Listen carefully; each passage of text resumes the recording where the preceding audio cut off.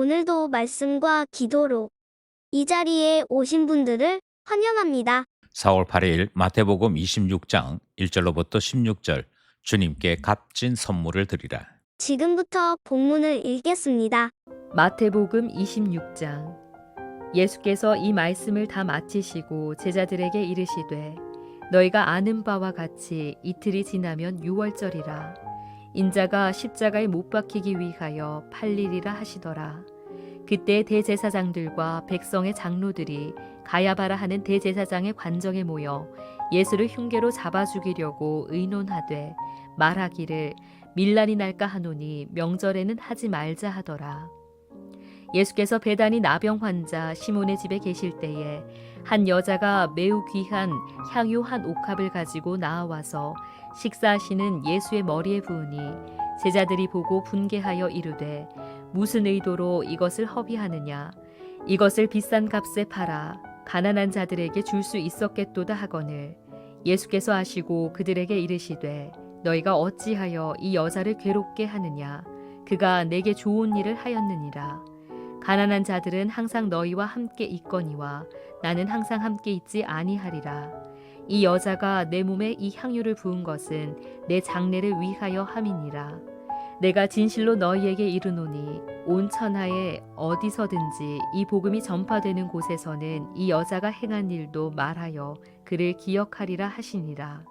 그때 12 중에 하나인 가룟 유다라 하는 자가 대제사장들에게 가서 말하되 내가 예수를 너희에게 넘겨주리니 얼마나 주려느냐 하니 그들이 은 30을 달아주거늘 그가 그때부터 예수를 넘겨줄 기회를 찾더라. 본문 해석입니다. 오늘 본문은 세 개의 사건이 연속해서 등장을 하지요. 각각 다른 사건인데 하나의 주제로 연결되어 있습니다. 그것은 예수님의 죽음이지요.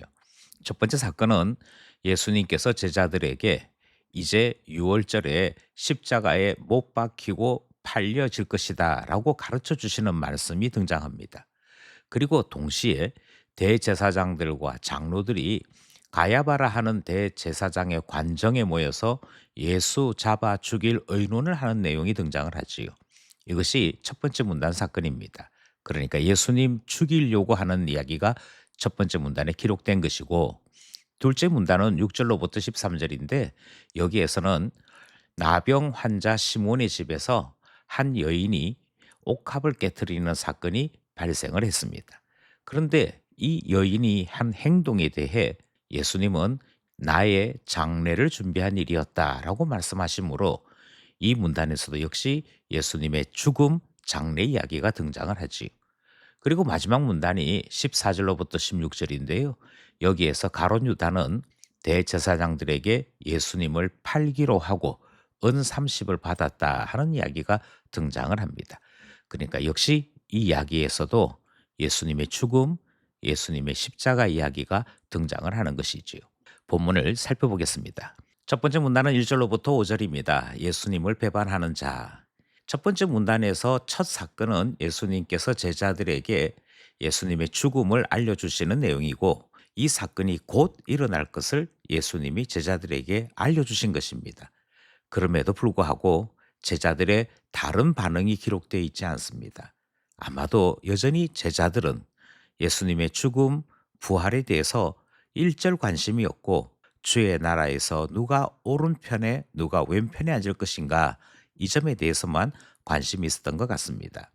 그런가 하면 종교 지도자들은 예수님을 죽이려고 모의를 하지요. 그런데 참 신기하게도 이들의 모의는 중단될 뻔합니다. 그것은 사람들의 밀란이 일어날 것을 두려워해서 예수님 죽일 것을 생각했다가 중단했다 하는 내용이 첫 번째 문단에 등장을 하는 것이지요. 예수님의 죽음이 하나님의 뜻에 따른 것이라 할지라도 예수님을 죽이려고 했던 이들은 악한 자들입니다. 하나님께서 결코 용서하지 않는다 하는 사실을 기억해야 하는 것이지요. 어떤 사람들은 선한 일에 선한 도구가 됩니다. 그러나 어떤 사람들은 선한 일에 악한 도구가 될 때도 있다 하는 것을 보게 되는 것이지요. 오늘 첫 번째 문단에 등장하는 이 사람들은 악한 도구였고 주님은 이들의 악한 계획까지도 선함으로 바꿔 놓으시는 일을 하시게 되는 것이지요. 첫 번째 문단 말씀 살펴보았습니다.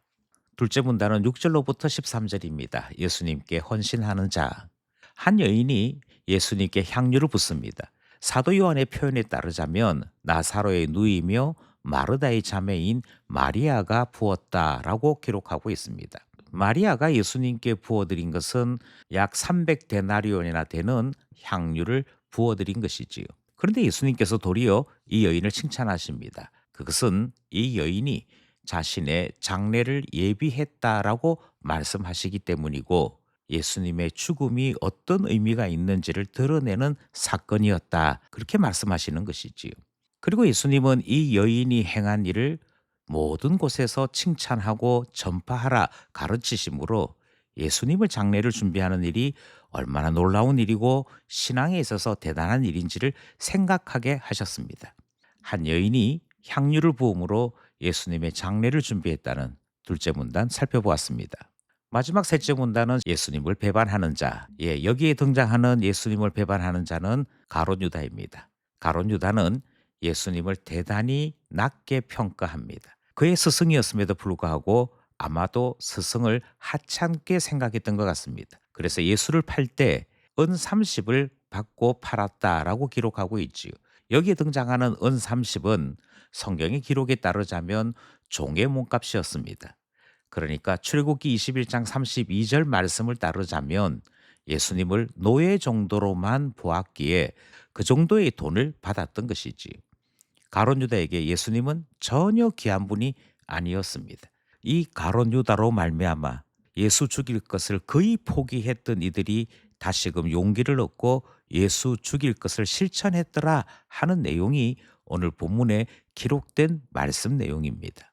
악이 악을 위해 협력하고 돕고 그렇게 함으로 예수를 더욱더 죽음 가운데로 몰고 갔더라 하는 내용을 살펴보는 것이고 예수님은 이들의 계획을 다 아시면서도 십자가를 향해 묵묵히 걸어가심으로 예수님께서 유월절에 십자가 지실 것을 이루어내시고 마는 모습 보게 되는 것이지. 우리는 오늘 본문 말씀을 통해서 주님이 우리에게 베푸신 은혜의 이 일에 선한 도구로 쓰임받고 있는지 악한 도구로 쓰임받고 있는지를 살펴봐야 할 것입니다.